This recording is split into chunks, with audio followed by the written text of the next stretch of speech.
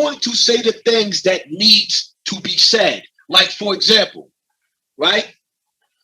I'm sick and tired being that the so-called God MCs won't say it, the forefathers. I'm sick and tired of dudes like Jim Jones, right? What happened? Where this come from? Listen, I'm giving you an example. Okay, I love okay. Jim Jones. Jim Jones dropped some of my favorite music. I love his music. Okay. But I'm sick and tired of every time me seeing, first and foremost, like I'm the first one to break it down like this, and I'm gonna do it again. Jim Jones gave birth. Or rather, he didn't give birth, but he like put steroids to the gangbanging in New York City.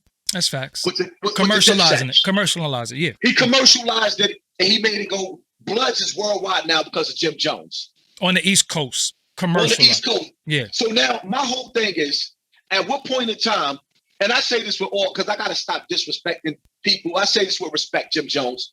When do you decide to man up and come out, go outside and get your bastard children? You birthed them. Mm. When do you go outside and put rules out there and sit up there and say, because I'm looking at a 40-year-old rapper that touched millions of dollars, that slept in some of the best hotels and seen some of the best life. So why do I constantly see you making videos in Harlem with red flags on? You're a grandfather now. Even if you ain't had a grandkid yet, you're a grandfather. You're grandpa now. So when do you start showing people a better way?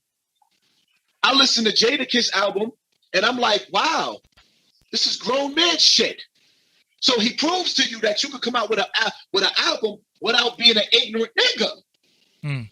But every image that's perpetuated by Jim Jones on social media, on his videos, depict him standing out with 40-year-old gang members. How do you save a generation of kids that's killing each other and killing kids too? Because now, how Nas said, they don't give a F who get hit as long as the drama's lit. Mm. They stay on that piranha shit. The hood right now don't care who gets hit. Yeah, it's on fire. New York went from being a model state. We wasn't even in the top 100. Now we back in the top 5 dropping bodies. Mm. And this is due to the death culture that was given birth to by Dipset.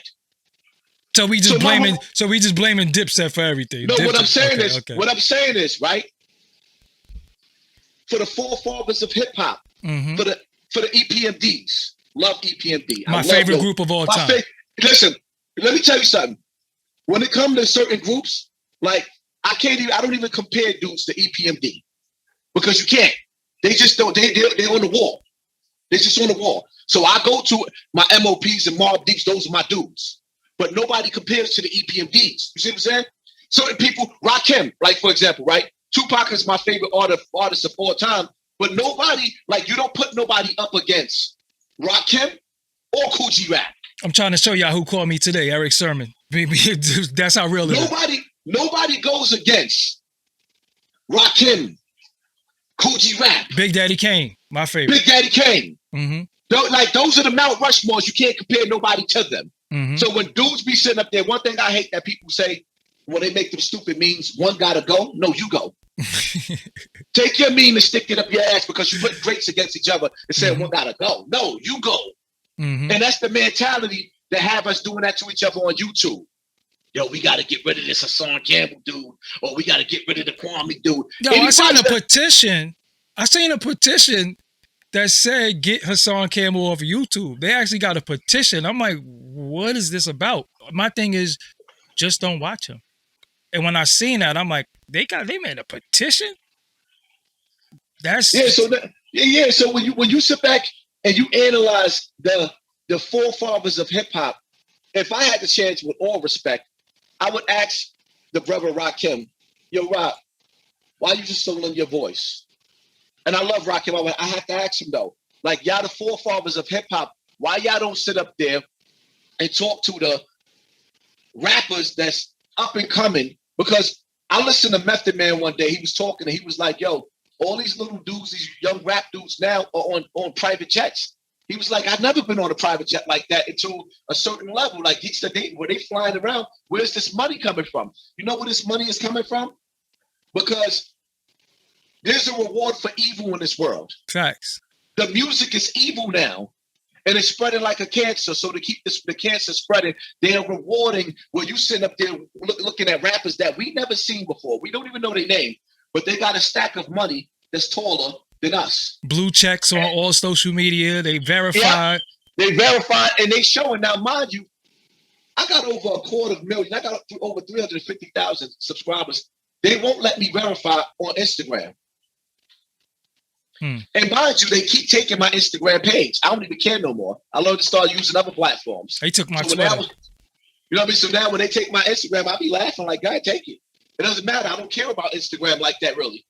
You see what I'm saying? It doesn't matter. But so now you got all these dudes that's making millions of dollars because they pushing the deaf culture and that drill music that spread it to New York.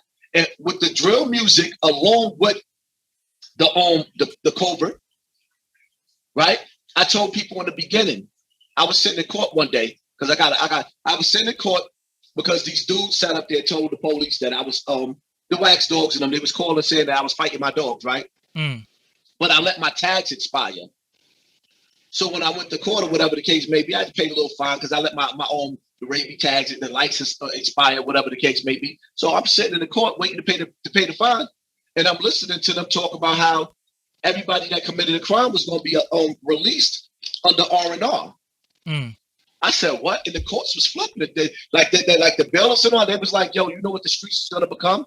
I said, Gotham. They already told you what they was going to do. So then I listened to my song. I got an audio of my song that I got saved to my